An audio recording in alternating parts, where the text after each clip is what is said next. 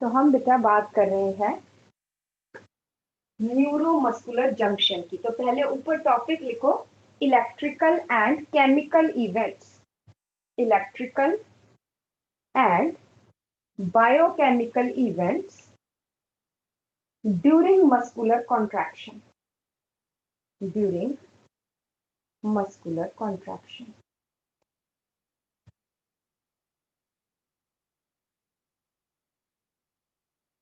ठीक है जी। इसमें फर्स्ट पॉइंट लिखिए, the skeletal muscle fibres, the skeletal muscle fibers are under control of, are under control of somatic nervous system, somatic nervous system।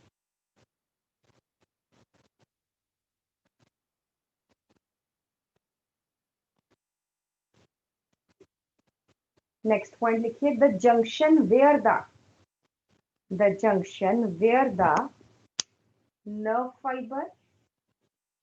nerve fiber passes impulse to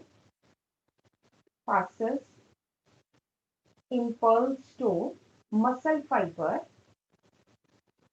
is called as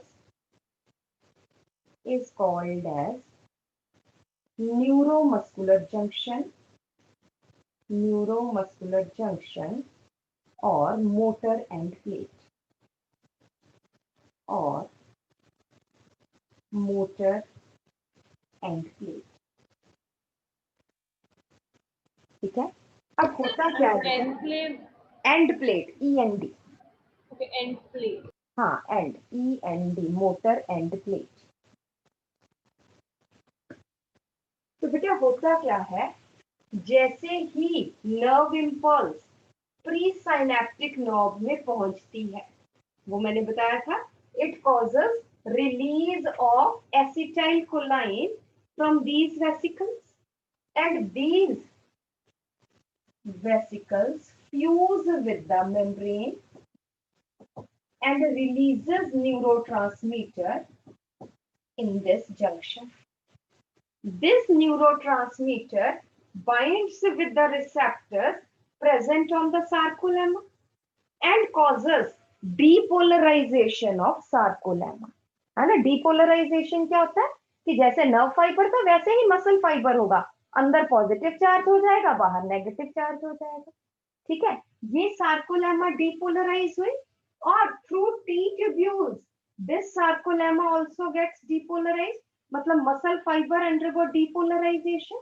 जब muscle fibre depolarisation होगी तो यहाँ पे जो sarcoplasmic reticulum है, they release calcium ion. ठीक है, फिर आगे का मैं बताऊंगी कि कैल्शियम आयन क्या करते हैं। तो पहले लिखो, फिर ये diagram banana. So write down, when the electrical impulse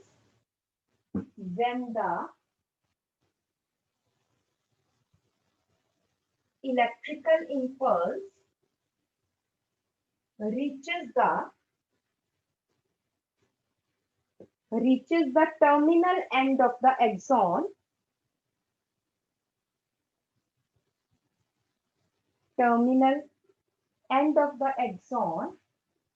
or presynaptic knob, comma,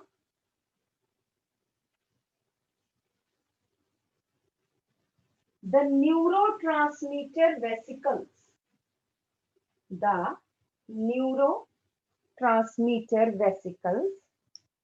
fuses with the membrane of presynaptic knob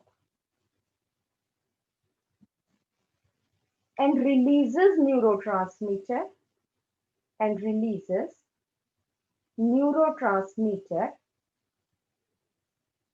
at neuromuscular junction,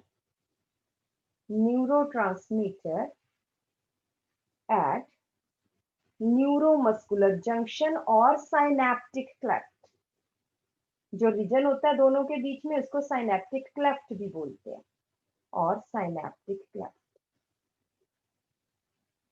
the neurotransmitter such as acetylcholine, next point करके, the neurotransmitter such as acetylcholine binds with the receptors, binds with the neurotransmitter receptors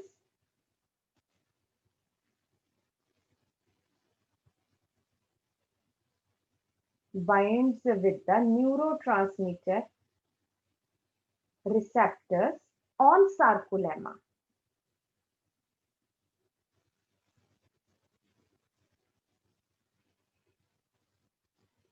full stop करके इसी line में लिखो, this causes depolarization of, this causes depolarization of sarcolemma, depolarization of sarcolemma. This wave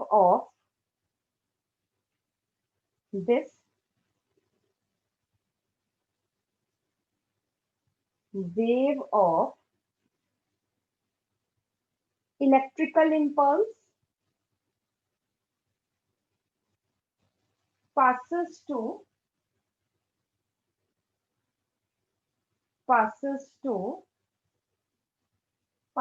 the sarcolemma on the opposite side, sarcolemma on opposite side through T tubules, through T tubules. Bracket में लिख लो, extension of sarcolemma. T tubules होते क्या है? Extension of sarcolemma adjacent to Z line, extension of sarcolemma adjacent to Z lines.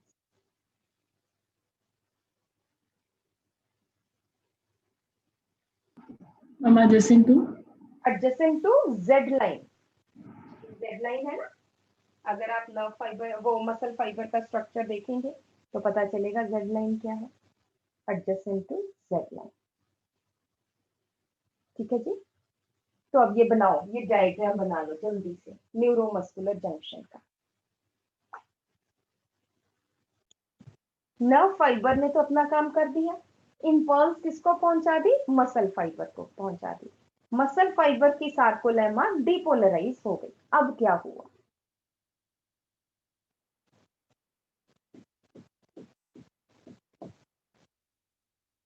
Second है कि ध्यान से पहले सुनना है, बाद में लिखना है।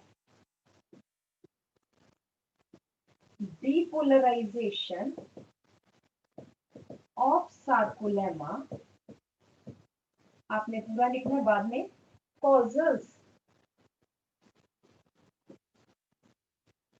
Release of calcium from SR. Gunjan, SR क्या होता है बेटा?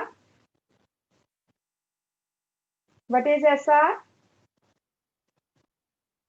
एसआर मीन्स सार्कोप्लाज्मिक रेटिकुलम, मतलब endoplasmic reticulum of muscle fibre, है ना।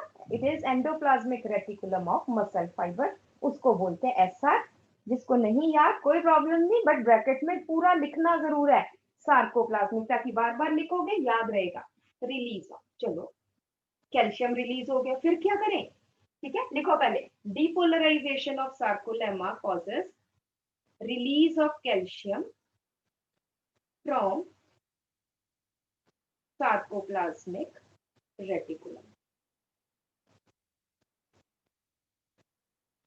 अब आपको ये पता है बेटा,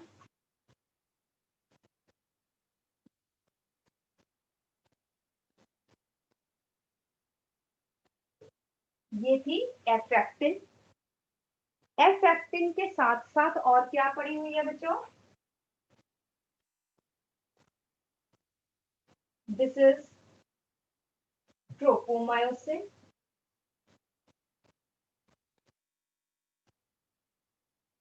ठीक है, आपने बनाया हुआ है, सिर्फ यहाँ पे समझना है। और साथ में और क्या पड़े हुए हैं यहाँ पे, ट्रोपोनिन।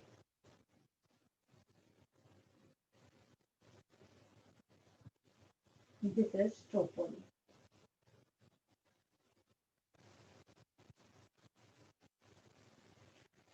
तो ये जो थिन फिलामेंट्स है उसकी है एक्टिन, फिर ट्रोपोमायोसिन और ट्रोपोनिन। और आपको ये पता है दैट ट्रोपोमायोसिन जो एक्टिन फिलामेंट्स है उसके ऊपर कुछ एक्टिव साइट्स है, ठीक है। The tropomyosin it hides the, वो छुपा देते हैं, it hides the active site of the actin, ठीक है। तो अब वो तो छिपी हुई है, अब क्या होगा, अब जो ये ट्रोपोनिन है, आपको पता है ट्रोपोनिन जो है वो 3 यूनिट्स का बना हुआ है। उसका एक यूनिट है टीपीसी। इन 3 यूनिट्स में जो टीपीसी है इसके साथ क्या बाइंड कर गया, दिस इज कैल्शियम। और जब कैल्शियम इसके साथ, ध्यान से इधर देखो हरगोन, इधर जब कैल्शियम इसके साथ बाइंड कर गया तो इसकी इन तीनों की ओरिएंटेशन इस तरह से चेंज हो गई। और ये क्या था, this is TPT, the troponin which binds with tropomyosin. इधर पहले ये था टीपीटी, ये वाला सब यूनिट ट्रोपोमायोसिन के साथ बाइंड था। जब ये कैल्शियम से ज्वाइन किया, इसने ट्रोपोनिन की ओरिएंटेशन चेंज हुई, टीपीटी की भी पोजीशन चेंज हुई, जिसके कारण ट्रोपोमायोसिन की भी ओरिएंटेशन चेंज हो गई। वो अपनी जगह से थोड़ा सा खिसका, शिफ्ट हुआ, और जैसे ही वो अपनी जगह से शिफ्ट हुआ तो जो एक्टिन की एक्टिव साइट्स थी वो एक्सपोज हो गई। डू यू गेट मी, ये समझ में आई? लिखे हाँ, नेक्स्ट पॉइंट लिखिए। the thin filaments are formed of the thin myofilaments कर लो, the thin myofilaments are formed of actin, tropomyosin and troponin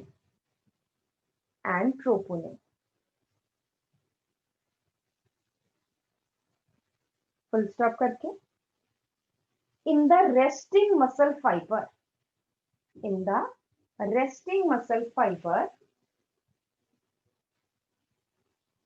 comma tropomyosin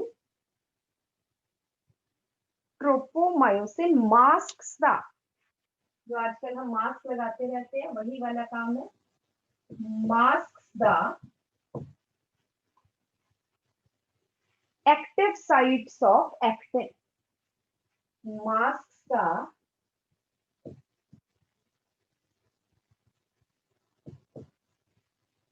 active sites of actin.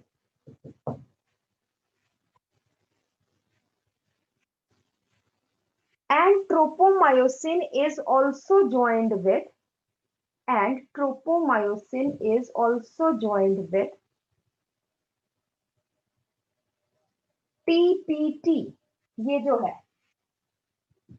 TPT subunit of troponin, TPT subunit of troponin. Next point आ जाइए। During activation of muscle fibre, the calcium released from SR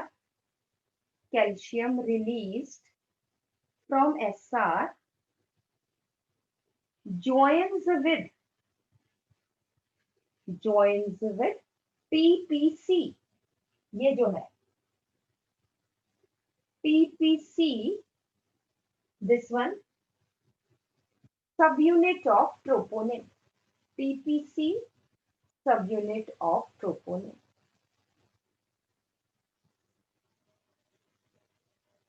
Next point है binding of calcium with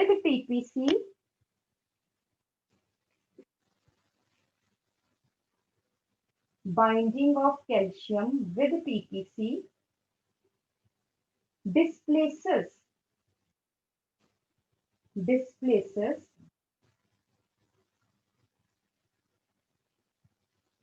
TPT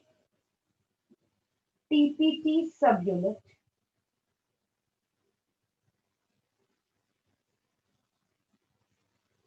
which further displaces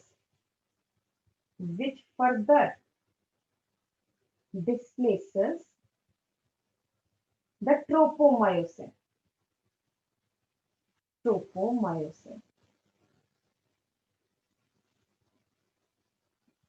Next point है displacement of tropomyosin causes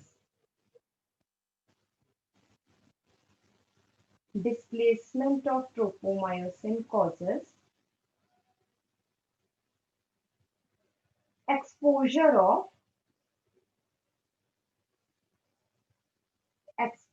of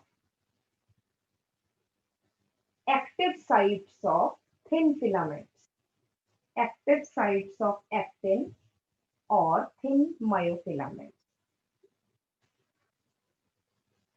Actin or thin myofilaments.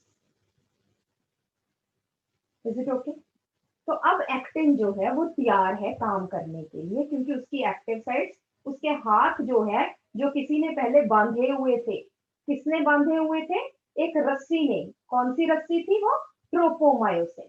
Actin काम करना चाहता है ना. उसके हाथ है, उसके पास हाथ है, बट उसके हाथ किसी ने बांधे हुए थे और वो किसने बांधे थे? ट्रोपोमायोसिन ने.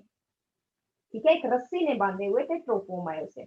उस रस्सी को कोई आया, ट्रोपोनिन आया, उसने उस रस्सी को अनमास्क किया. बट उसको किसने भेजा? ट्रोपोनिन को किसने भेजा? कैल्शियम ने. ठीक है, तो वो रस्सी खुली और एक्टिन के हाथ अब खुल गए. Now it is again ready to work. ठीक है, अब थर्ड आ जाइए पॉइंट.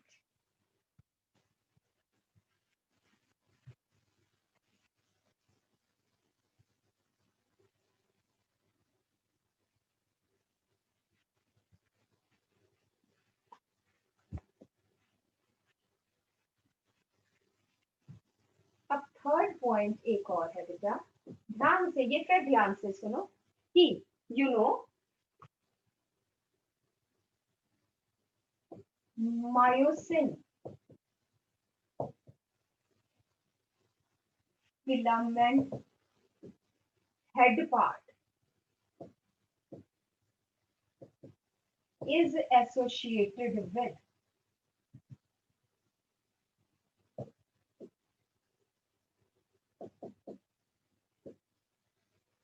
enzymatic activity. ये हमने सारा किया हुआ है. Activity ATPase.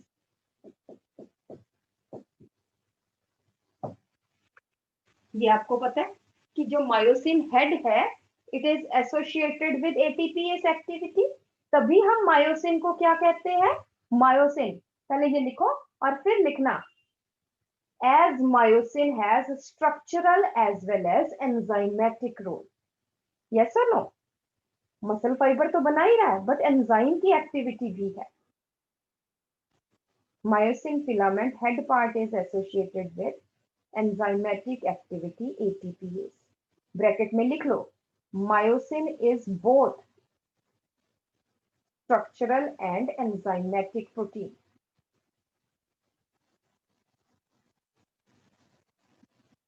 ठीक है जी. इसमें सेकेंड पॉइंट है depolarization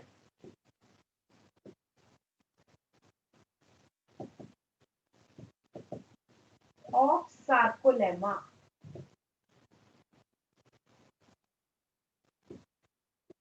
causes activation of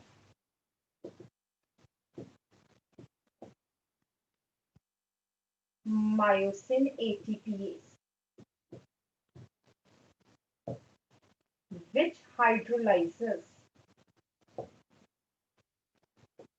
ATP into ADP and phosphate.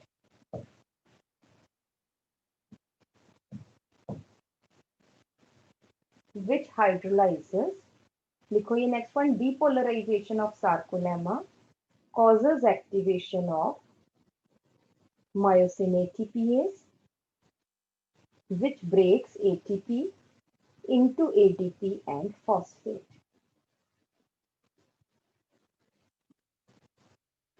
और जब एटीपी टूटा तो एनर्जी रिलीज हुई, आपको पता है?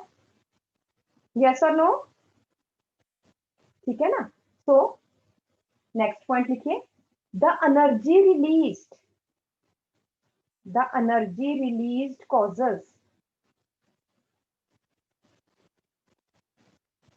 causes joining of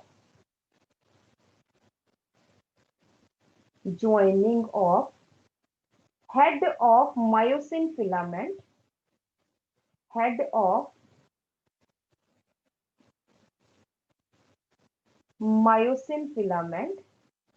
with the active site of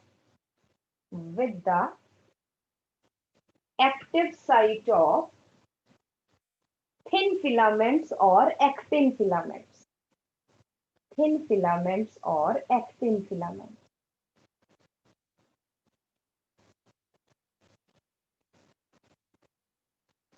next point है, it causes sliding of. ये देखिए, थोड़ा सा मैं आपको ये दिखाऊं कि लेट अस से ये थिन फिलामेंट है और ये हेड निकल आया, ये इसके साथ अटैच हो गया और इसने इसको ऐसे करके अंदर की तरफ धक्का दिया, मतलब इस तरह से, मतलब बॉल बियरिंग है, ये तो मैंने एक हाथ में पकड़ा है तो एक जगह पे टिका हुआ है, अदरवाइज इट कॉजेस, इसको ऐसे धक्का दे रहा है ताकि ये सेंटर की तरफ जाए। यहाँ पे एच जोन है तो इसको इस तरह से, ऐसे था, इसको इस तरह से धक्का दे रहा है so that it goes towards center of the H zone of the sarcomere. ठीक है, मैं आपको दिखाऊंगी भी, बट आप यहाँ पे लिखो। नेक्स्ट पॉइंट आ जाइए, forming a cross bridge, thus forming a cross bridge. ये लिखा है, लास्ट लाइन यही थी। Ma'am, it causes sliding of thin filaments towards center of A band.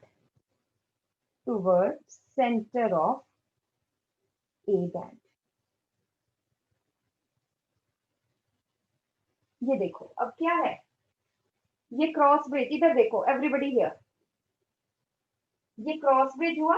अब ये बॉल बियरिंग, ये अटैच हो गया, ये बॉल बियरिंग इसको इस तरफ से ऐसे, ये ऐसे फिर इस तरफ को घुमाएगा, जैसे ओर्स होते हैं ना कि जहां से अटैच्ड है दूसरी तरफ को पानी को घुमा रहे, इस तरह से ये अटैच हो गया और ये फिर इस फिलामेंट को सेंटर की तरफ लेके आएगा।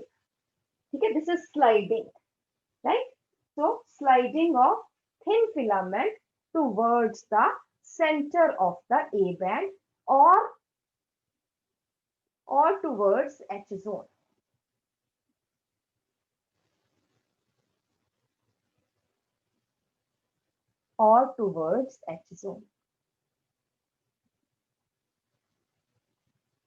ठीक है, नेक्स्ट पॉइंट आ जाइए, as the thin filament moves towards H zone, comma, due to respiration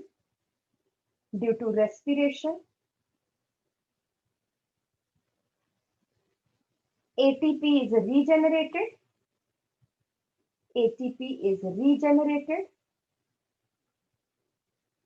cross bridge breaks,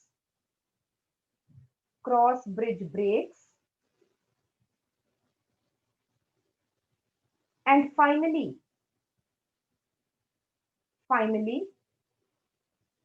actin and myosin filaments get separated. उसने उसको बीच में पहुंचा के अलग हो गया, गेट सेपरेटेड।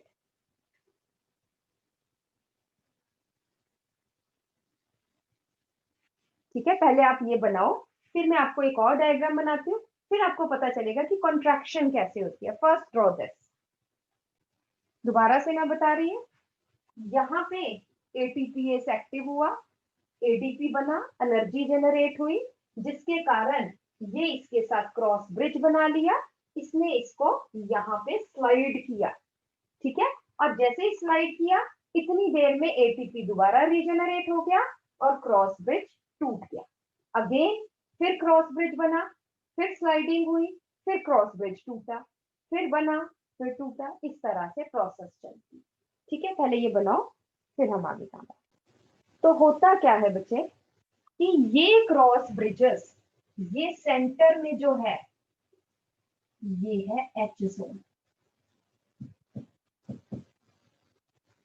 ये क्रॉस ब्रिज इस वाले फाइबर को इधर लेके आएगा, इस वाले थिन फाइबर को इधर लेके आएगा, ड्यू टू विच अब क्या हो रहा है, अगर हम देखें, मैं बहुत ज्यादा नहीं दिखाऊंगी, तो ये क्या हो रहा है कि ये जो है लेंथ नहीं चेंज हो रही है, सिर्फ ये फिलामेंट्स इधर को कॉन्ट्रैक्ट कर रहे हैं या इधर को स्लाइड कर रहे हैं, due to which this Z line, ये पहले यहां थी, अब ये यहां पे आ गई है, ये पहले यहां थी, अब ये यहां पे आ गई है।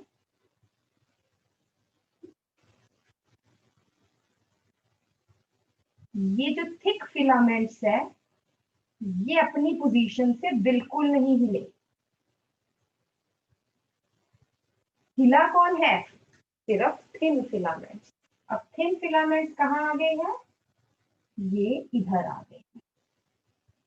एच जोन जो है वो छोटा हो गया है।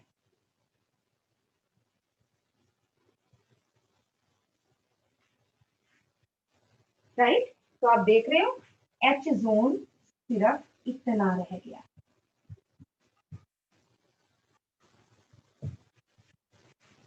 और थोड़ी सी स्लाइडिंग जब हुई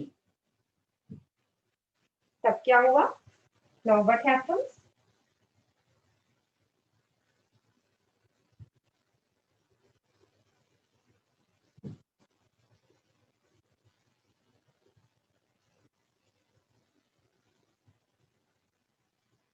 मेरे पास जगह छोटी है इसलिए मैं थोड़ा सा कॉन्ट्रैक्ट कर रही हूँ, अदरवाइज तो विड्थ तो उतनी ही रहेगी।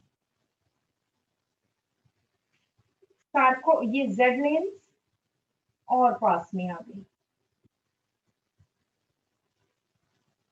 और कभी कभी क्या होता है बच्चे कि जो एच जोन है वो डिसअपियर कर जाता है, जो थिन मायोफिलामेंट्स है वो एक दूसरे पे ओवरलैप कर रहे हैं।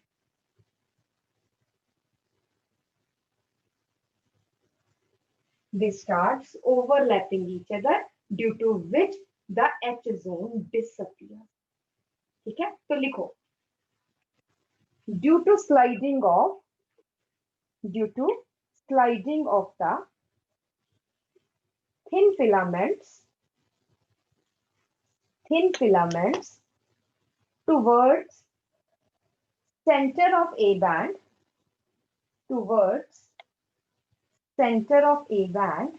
comma, H zone decreases,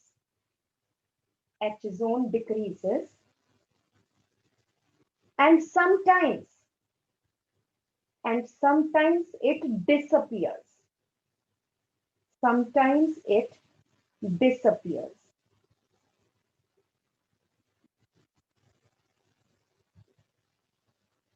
ठीक है, कॉमा करके the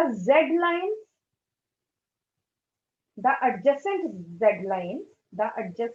lines comes close to each other,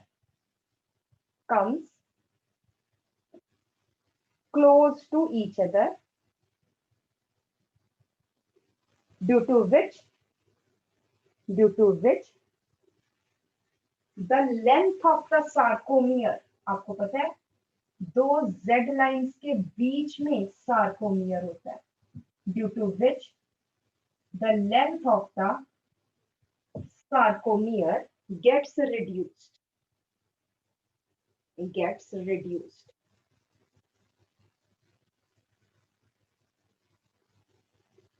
Next point. It should be noted that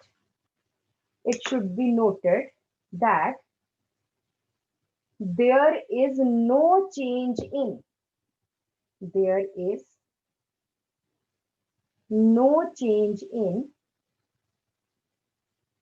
length of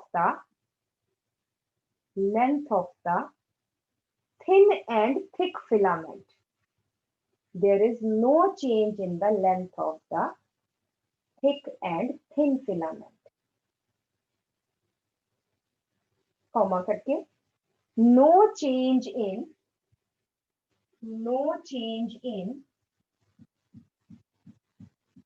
length of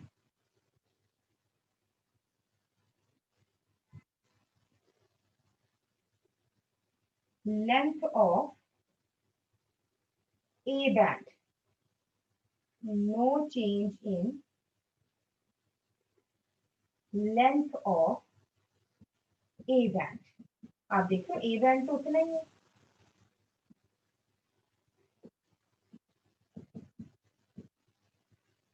No change in length of A band. But the I band, आप देख रहे हैं यहां पर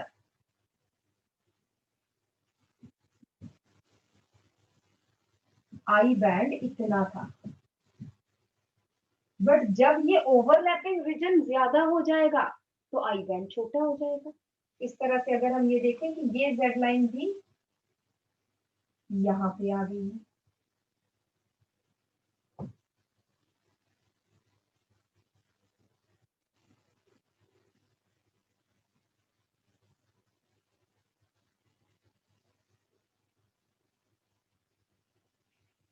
एक मिनट.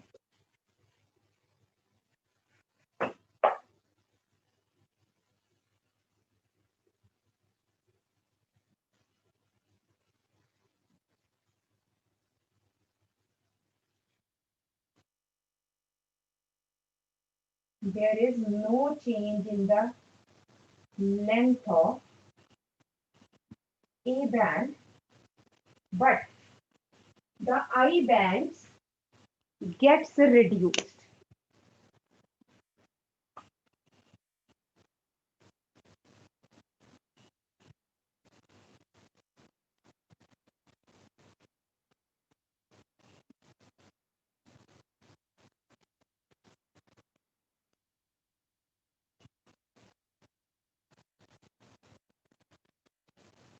आई बैंड पहले इतना बड़ा था और अब आप देख सकते हैं कि आई बैंड यहां से लेके यहां तक है, सिर्फ इतना.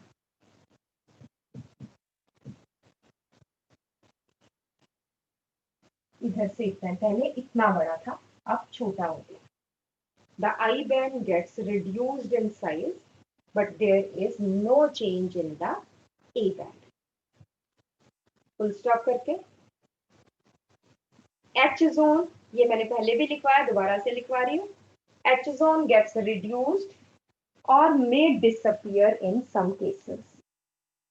H zone gets reduced and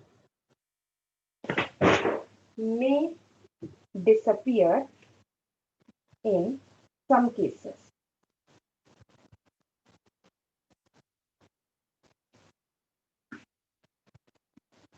Is it okay?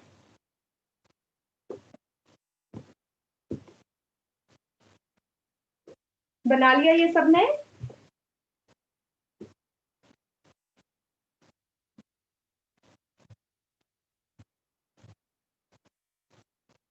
Next point कर लीजिए. when the nerve impulse or electrical impulse gets exhausted, when the nerve impulse or electrical impulse gets exhausted, comma, the calcium ions are pumped back. The calcium ions are pumped back to SR.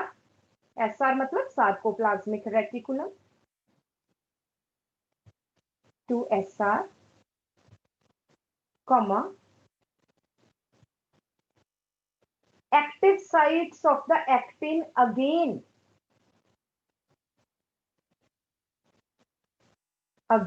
gets masked by tropomyosin, comma, cross bridges break,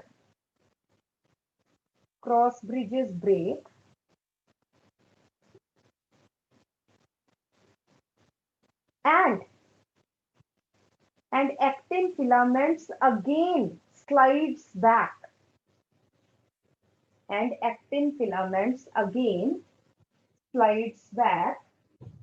to their original position.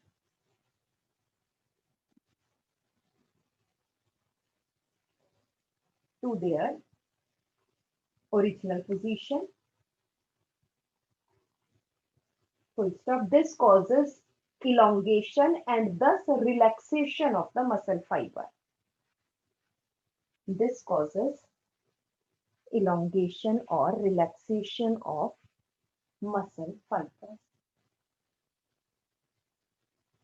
अब कई बार क्या होता है, जैसे आप चलते जा रहे हो है ना, कोई हम रिलीजियस प्लेस पे गए, लेट अस से वैष्णो देवी आप गए हो, ठीक है, चढ़ाई चढ़ते जा रहे हो, आपकी जो लेग के मसल्स है उनको कॉन्टिन्यूअस इंपल्स मिलता जा रहा है ना, जिससे वो एक्टिवेट हो रहे हैं, फिर धीरे से रिलैक्स होते हैं, फिर एक्टिवेट। बट कुछ टाइम बाद क्या है, क्योंकि बहुत चढ़ाई है, ठीक है, और हमें इतने, हमारे मायोग्लोबिन जितना है हमारे मसल फाइबर्स में उतना ही है, तो वो सारी जो ऑक्सीजन स्टोर्ड है हमारे मसल्स में, वो सब क्या हो जाती है, मायोग्लोबिन में जो ऑक्सीजन स्टोर्ड है वो कंज्यूम हो गई। और जब ऑक्सीजन कंज्यूम हो गई हमारे मसल फाइबर्स में, तो उनकी क्या बंद होगी, एरोबिक रेस्पिरेशन बंद हो गई। Then they start anaerobic respiration, और कौन सी फर्मेंटेशन शुरू करते हैं, लैक्टिक एसिड फर्मेंटेशन। मैंने आपको पढ़ाया भी है, जिन्होंने मुझसे नहीं भी पढ़ा 10th में पढ़ा हुआ, ठीक है। तो जब हम चढ़ी जा रहे हैं, जब कॉन्टिन्यूअस इंपल्स मसल फाइबर्स को मिलते हैं, तो after some time the stored oxygen in myoglobin gets exhausted and the muscles start performing anaerobic respiration. This causes accumulation of lactic acid. समझो पहले, lactic acid accumulate हो गई क्योंकि lactic acid बनी जा रहा है। अब lactic acid क्या करता है, जो skeletal muscle fiber पे रिसेप्टर पड़े थे, जो न्यूरोट्रांसमीटर एसिटाइल कोलाइन को रिसीव करते थे, बाइंड करते थे, लैक्टिक एसिड जाके उनके ऊपर बाइंड करके। अब क्या है, नर्व इंपल्स, ब्रेन तो कह रहा है मसल तू चल, मसल कहां से चले, मसल को मैसेज ही नहीं मिल रहा। क्यों नहीं मैसेज मिल रहा, क्योंकि मसल पे तो लॉक लग गया। किसने लॉक लगा दिया, लैक्टिक एसिड ने। तो मसल का दरवाजा ही नहीं खुलता, आगे काम ही नहीं होता, मसल फाइबर कॉन्ट्रैक्ट नहीं होता, और उस टाइम हमें ऐसा लगता है कि अब हम एक भी कदम आगे नहीं चल पाएंगे। Have you ever experience this? और कभी नहीं तो अभी 11th में, चलो अभी तो स्कूल बंद है आपके, नहीं तो जब जिस दिन फिजिकल एजुकेशन का आपका एग्जाम होगा, तो उस दिन बच्चे हमारे पास आते हैं कि मैम हिला नहीं जा रहा है, क्योंकि भागने की तो आदत होती नहीं है, और एग्जाम में प्रैक्टिकल में टीचर ने भगाना है, ठीक है ना। और कभी खेलते टाइम या किसी दिन ज्यादा एक्सरसाइज कर लो, कुछ कर लो, तो यही हालात होते हैं कि उसके बाद ऐसे लगता है कि मस्कुलर स्पैज्म हो गया है, अब हमसे उठा ही नहीं जाएगा। तो उस केस में हम क्या कहते हैं, जब ऐसी चढ़ाई चढ़ो, कभी रिलीजियस प्लेस पे ऐसे जाओ, तो उस टाइम कहते हैं, एक टाइम आता है कि no you can not move even a step, this is called as muscle fatigue. तो then what happen, then one say कि अगर कहीं पे आपको गर्म पानी मिल जाता है तो उसमें पैर डालो, या फिर बैठ के डीप ब्रीदिंग करो, अपने पैरों को थोड़ा थोड़ा ऐसे ऐसे उंगलियां हिलाते रहो। उससे क्या होता है कि एक तो ऑक्सीजन, डीप ब्रीदिंग करेंगे ऑक्सीजन जाएगी, ऊपर से जब हम अपने पैरों की उंगलियां हिलाएंगे, थोड़े थोड़े से हिलाएंगे, तो ब्लड सर्कुलेशन होगी। गर्म पानी से सेक देंगे तब ब्लड सर्कुलेशन होगी, due to which the muscle receives oxygen. This oxygen, it oxidizes lactic acid, due to which lactic acid gets disposed of. lactic acid खत्म होगा, उसकी फिर रिसेप्टर साइट जो है वो खुल जाएगी, अनलॉक होगी, again the impulse goes to the muscle fibre. Is it okay? समझ में आई थोड़ी सी? ठीक है, नेक्स्ट पॉइंट लिखिए, मसल फटीक. टॉपिक लिखिए मसल फटीक. ये आपने बना लिया सबने? पहले ये बताओ, diagram everybody done? Yes ma'am. ठीक है, चलिए नेक्स्ट लिखिए muscle fatigue.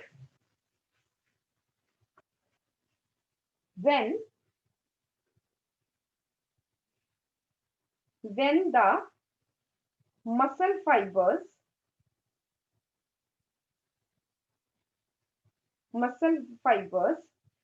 are continuously activated by nerve fibers, comma, after some time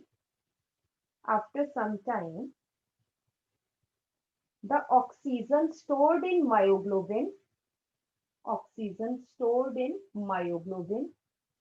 gets exhausted.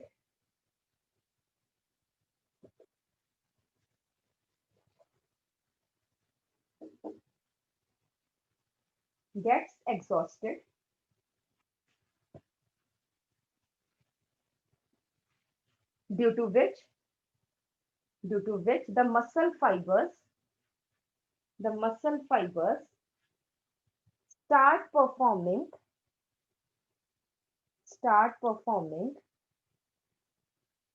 lactic acid fermentation,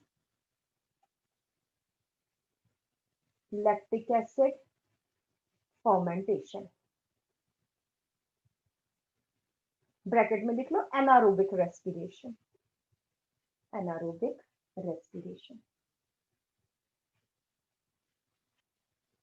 This causes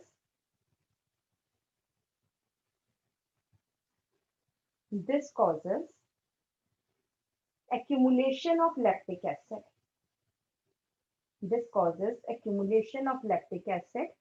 In the muscle fibers.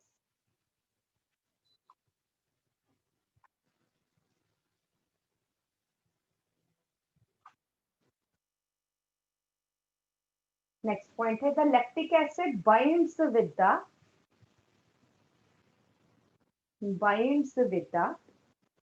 neurotransmitter receptors on sarcolemma, due to which muscle fibers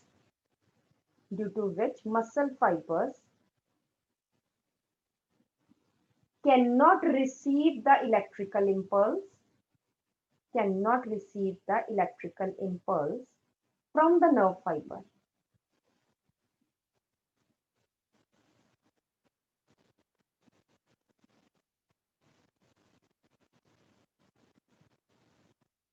This causes muscle fatigue. That is inability of the ma'am हाँ जी, ma'am एक बार repeat कर दो. this causes muscle fatigue, FATIGUE. muscle, इससे पहले था neurotransmitter binds with the lactic acid binds with the neurotransmitter receptors, due to which the muscle fibers are unable to get the nerve impulse.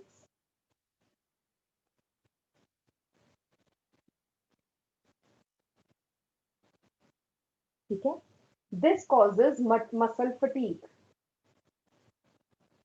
that is inability of the muscle fibers inability of the muscle fibers to contract. To contract. Next point है muscle fatigue can be overcome. Muscle fatigue can be overcome by deep breathing. By deep breathing or by hot water treatment, due to which the skeletal muscle fibers, due to which the skeletal muscle fibers receive sufficient oxygen, receive sufficient oxygen that causes oxidation of lactic acid, oxidation of lactic acid.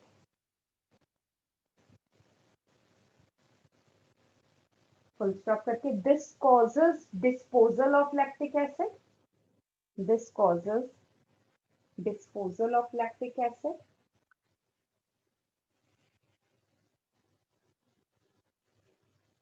And muscle fibers again becomes ready. Muscle fibers again become ready to receive the fresh impulse.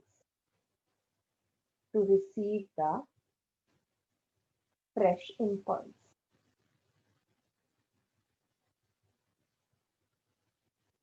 और यहाँ पे हमने कोरी cycle करनी नहीं है, but यहाँ पे एक स्टार डाल के पॉइंट लिख लो.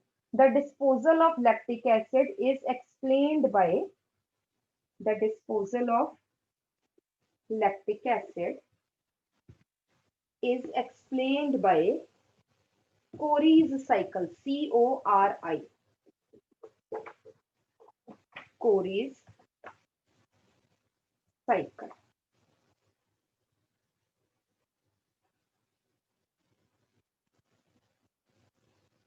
ठीक है, तो आपको यहाँ पे एक चीज पता चलिए कि कैल्शियम कैसे, मैंने आपको बताया था कि कैल्शियम कैसे जो है वो काम करता है मसल कॉन्ट्रैक्शन में. Is it okay? ठीक है, कैल्शियम का रोल पता चला. यहाँ पे फिर एक पॉइंट लिखिए इंपॉर्टेंट करके स्टार डाल के. 2 ions are mainly important. 2 ions are mainly important for muscle contraction. First है कैल्शियम, सेकेंड है मैग्नीशियम, Mg2 पॉजिटिव. कैल्शियम आपको पता है, magnesium Mg2 positive required for ATPase activity. Mg2 positive required for ATPase activity. ठीक है जी, next आ जाइए, next point आ जाइए. The diseases of muscular system. Diseases of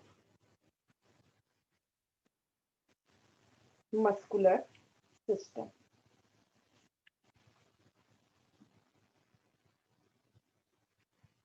तो इसमें आ जाइए, फर्स्ट आ जाइए atrophy of muscles. Atrophy of muscles.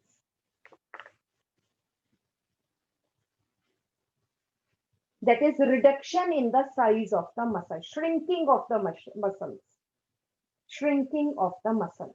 कई कारणों से हो सकता है.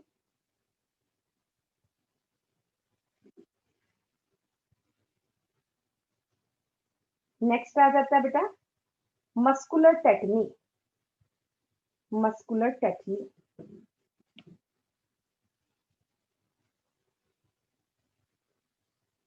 मस्कुलर कारण क्या है atrophy of muscles?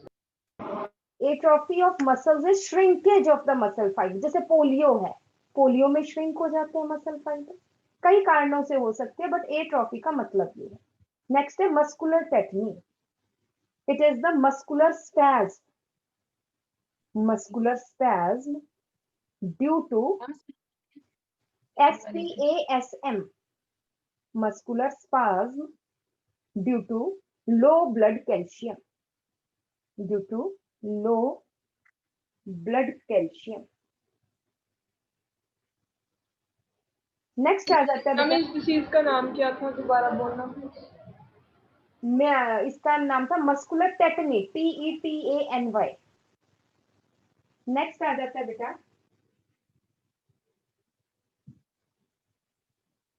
मियास्थीनिया gravis. Auto immune disease, हमारा इम्यून सिस्टम खुद हमारे मसल्स को खराब कर रहा है। मियास्थीनिया gravis, autoimmune disorder, autoimmune disorder which acts at neuromuscular junction, which acts at neuromuscular junction and causes paralysis, and causes paralysis.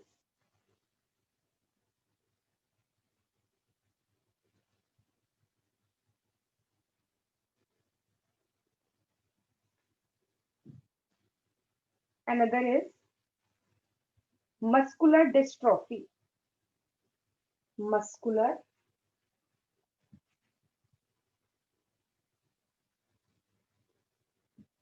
dystrophy.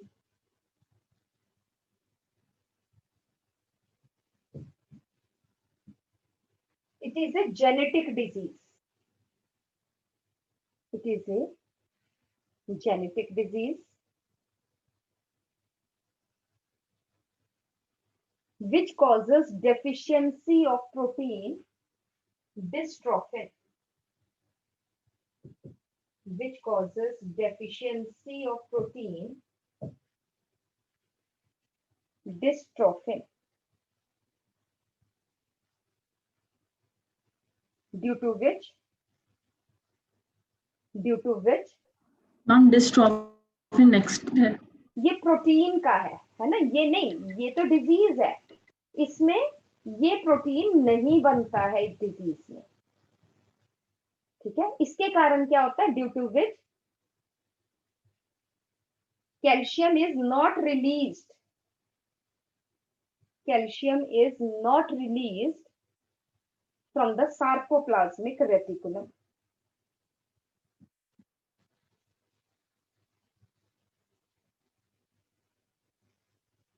No contraction of muscle fibers, no contraction of muscle fibers. फिर arrow डालो, accumulation of calcium in muscle, क्योंकि use तो हो नहीं रहा है calcium, accumulation of calcium in muscle fibers,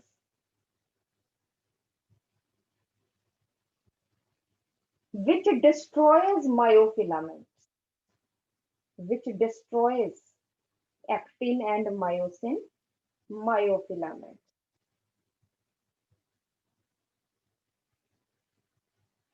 और फिर एरो डालो, deterioration of muscles, deterioration of muscles, और धीरे धीरे हार्ट मसल्स भी खत्म हो जाएंगे, ठीक है। फिर एरो डालो, अल्टीमेटली डेथ,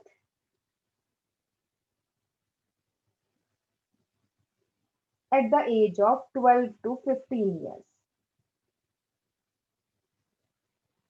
मैम रिपीट करो। Ultimately causing death up to the age of 12 to 15 years. It is inborn disease. पैदा होते ही बच्चा बेचारा चल नहीं पाएगा. It is the inborn disease.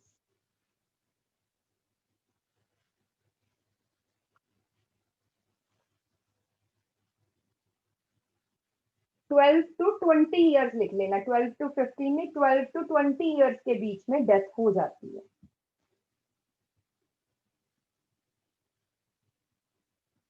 ठीक है जी। तो these are some of the, अब कुछ टर्म्स लिख लो, ठीक है। अब नेक्स्ट पॉइंट लिखिए, muscle fibres do not divide, do not divide but increase in muscles, but increase in size of muscles, increase in size of muscles is called as hypertrophy, is called as hypertrophy of muscles. Divide नहीं करते, सिर्फ उनका size increase होता है। और size कैसे increase होता है? Size is increased due to increase in the number of myofilaments. The size of the muscle fiber is increased due to increase in size, increase in number of myofilaments.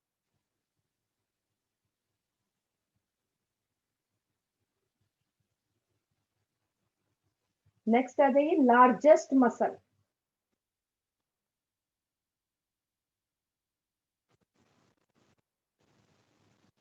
largest muscle is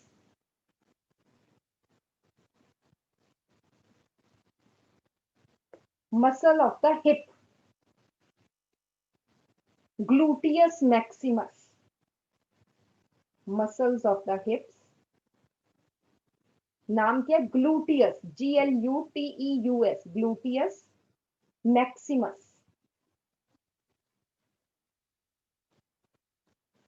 Next is smallest muscle, smallest muscle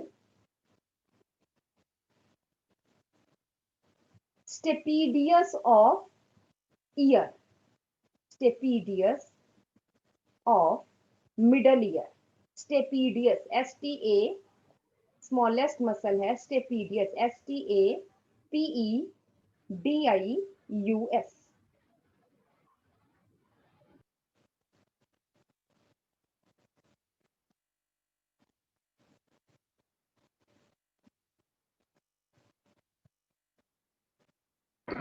ma'am ये आई के muscles छोटे हो सकते हैं? हाँ, year के muscles बहुत छोटे छोटे होते हैं, ठीक है जी। तो these are the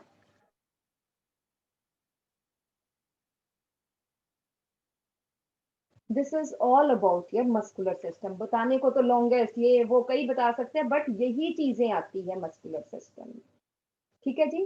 skeletal system बेटा आपके सिलेबस में फिलहाल नहीं है, बट ये मैं करवाऊंगी जरूर, बट आफ्टर योर मीन दिसंबर के बाद, जनवरी में हम मिलेंगे जब दोबारा, मेरा मतलब जनवरी में जब हम रिवीजन करेंगे, तो साथ ही मैं आपको स्केलेटल सिस्टम की बोन्स और जॉइंट्स के बारे में भी बताऊं।